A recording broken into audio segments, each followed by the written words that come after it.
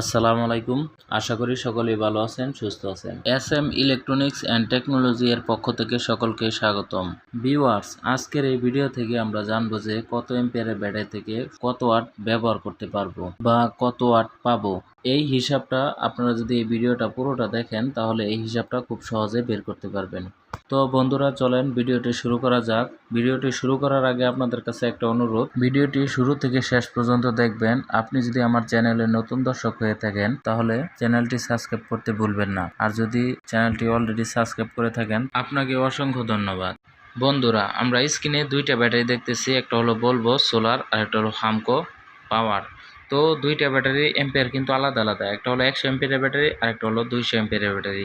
তো দুইটা ব্যাটারি থেকে আমরা কোন ব্যাটারি থেকে কত ওয়াট আউটপুট পাবো সেটা আমরা আজকে হিসাব করে দেখব। এখানে আপনার 30 এম্পিয়ার ব্যাটারি হতে পারে, 40 এম্পিয়ার হতে পারে, 60 এম্পিয়ারও হতে পারে, 100 এম্পিয়ারও হতে পারে।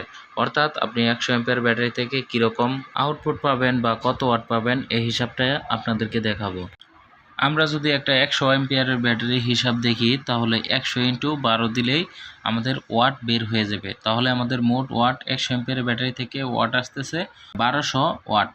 তো 1200 ওয়াট কিন্তু আমরা ব্যবহার করতে পারবো না, এটা আমাদের মাথায় রাখতে হবে। তো আমাদের এখান থেকে 30% বাদ দিয়ে ব্যবহার করতে হবে। তো আমাদের এখানে 1200 ওয়াট থেকে 30% বাদ দিয়ে আমাদের ওয়াট আসতেছে 840 ওয়াট।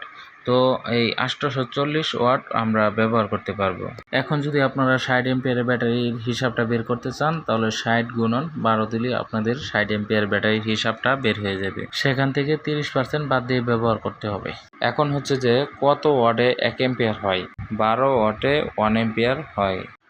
তো অর্থাৎ আমরা 800 ভাগ 12 দিলে আমাদের এই ব্যাটারি এম্পিয়ারটা বের হয়ে গেছে। তো আমরা এখানে 30% বাদ দিয়ে 70 এম্পিয়ার এই ব্যাটারি থেকে ব্যবহার করতে পারবো, মানে 840 ওয়াট। তো আমরা 100 এম্পিয়ারের ব্যাটারি থেকে 840 ওয়াট ব্যবহার করতে পারবো। তো আশা করি বুঝতে পেরেছেন যে কত এম্পিয়ারের ব্যাটারি থেকে কত ওয়াট ব্যবহার করতে পারবো। ভিডিও সম্পর্কে কোনো মতামত থাকলে অবশ্যই কমেন্ট করে জানাবেন।